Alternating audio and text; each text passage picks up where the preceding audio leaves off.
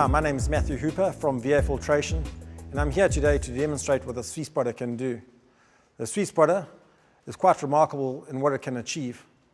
Running on only single-phase power, it helps winemakers recover and assess batches of wine as small as 1 barrel.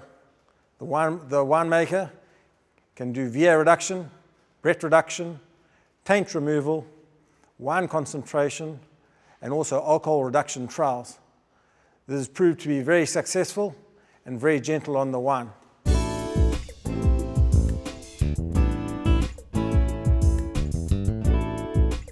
When you receive your Sweetspotter, you'll find a number of components which are all delivered in this blue tub here along with your Sweetspotter. Inside the blue tub, you'll find your inlet hose, your outlet hose, and depending on the service you require, you'll find a number of other components. For VA reduction, you'll get these blue canisters over here, along with these 3 hoses.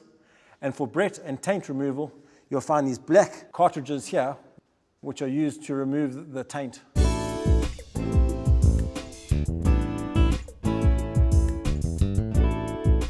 When you receive the Sweetspotter, it is full of citric acid.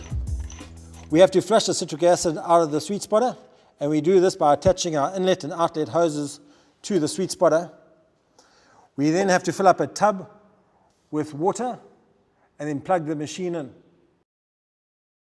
Once you have attached your inlet and outlet hoses to the Sweetspotter, put the inlet hose into your tub of water, switch the machine on, and then you'll start seeing your citric acid coming out of the machine here. Please also ensure that this valve here is open, otherwise there will be a pressure build-up in the machine. And the pressure is all regulated with this knob here. This is only screwed in finger tight. After a number of minutes with water running through the machine, you'll be able to taste the water coming out of the Sweetspotter here. And by tasting this water, you'll know whether the citric acid is out of the machine. Yep, we're ready to rock and roll. Now that the citric acid is out of the Sweetspotter, we can remove our hoses out of the blue tub, and we'll use this tub later to push the wine out of the machine.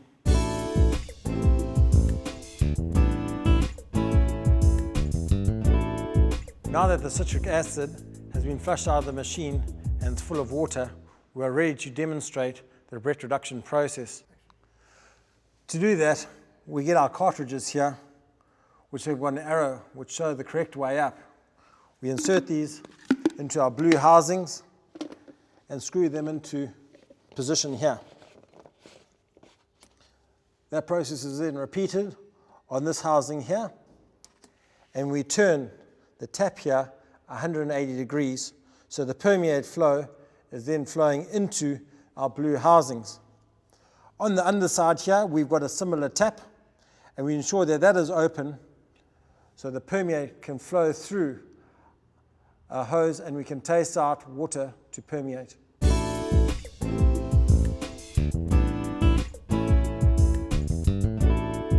Now that the machine is flushed, we'll show you wine concentration and alcohol reduction. To do that, make sure that this valve remains in the open position. We'll then taste water to permeate here and then introduce the permeate into this bucket. We do this to measure the volume of permeate so we know the level of concentration or the alcohol level we are trying to achieve.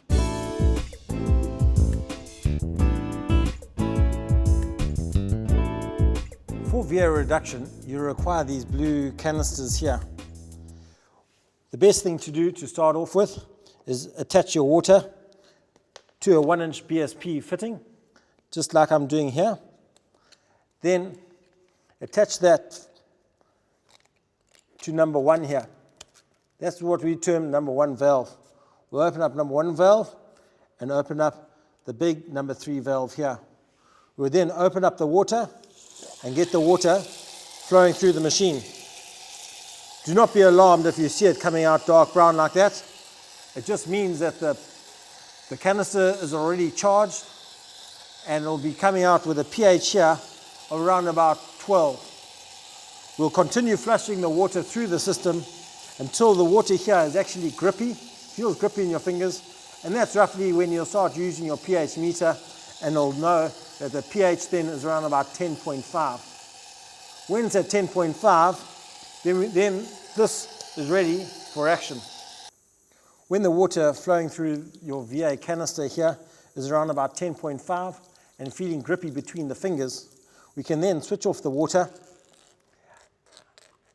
detach it from valve number 1, close valve 1, open valve 2, and then we have the option of pushing all the water out of these blue canisters with nitrogen.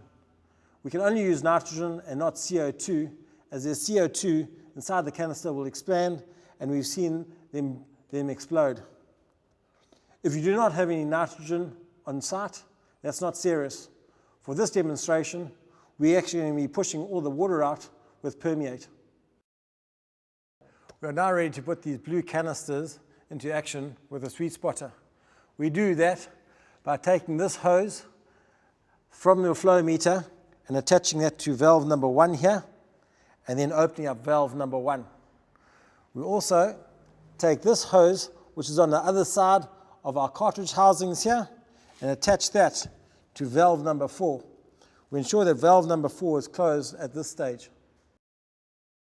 We have now got permeate flowing through valve number 1, and this will push out the water that's in the canister through valve number 3.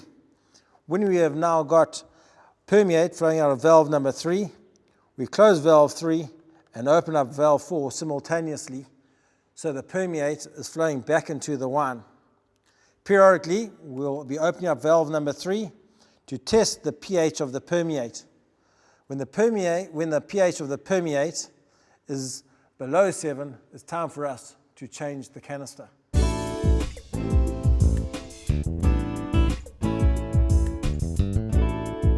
To change the canister, we unscrew the pressure relief valve. This will stop the permeate flow. Once we have done that, we remove the hose from valve 1 and put it into the corresponding valve, and so likewise with valve number 4. We then screw the pressure valve back in. That'll create pressure and therefore permeate flow, which will flow through valve 1, and we taste off from valve 3 and introduce the permeate then back into the wine as we did previously.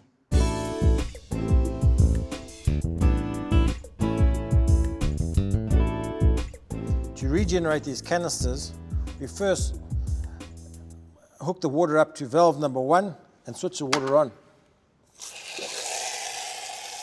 Whilst the water is now flushing through the system, we then make up a 20% solution of caustic.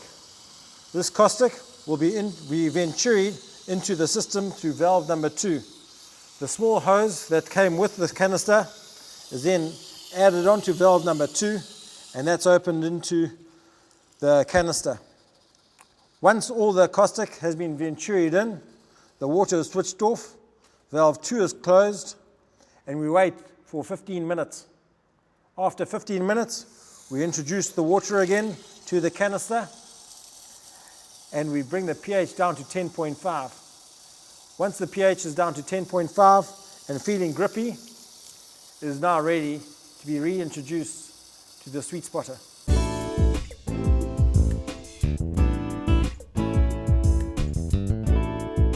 We're now ready to introduce the wine into the Sweetspotter. We do that by putting our inlet hose into the wine, and then we switch the Sweetspotter on. Shortly afterwards, we screw in our pressure valve, and then we taste water to wine. Once we have wine flowing through, we then introduce the wine back into the vessel, which today is a barrel.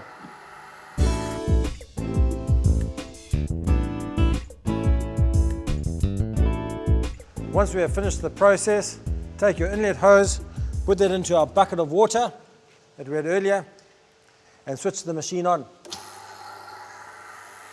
This is obviously going to take water into the machine, and from there, we're just going to push all the wine back into the vessel, which today is the barrel. For cleaning instructions on the Sweetspotter, you can easily go to our website or give us a call. The Sweetspotter is only one of the many services VA Filtration offer the wine industry.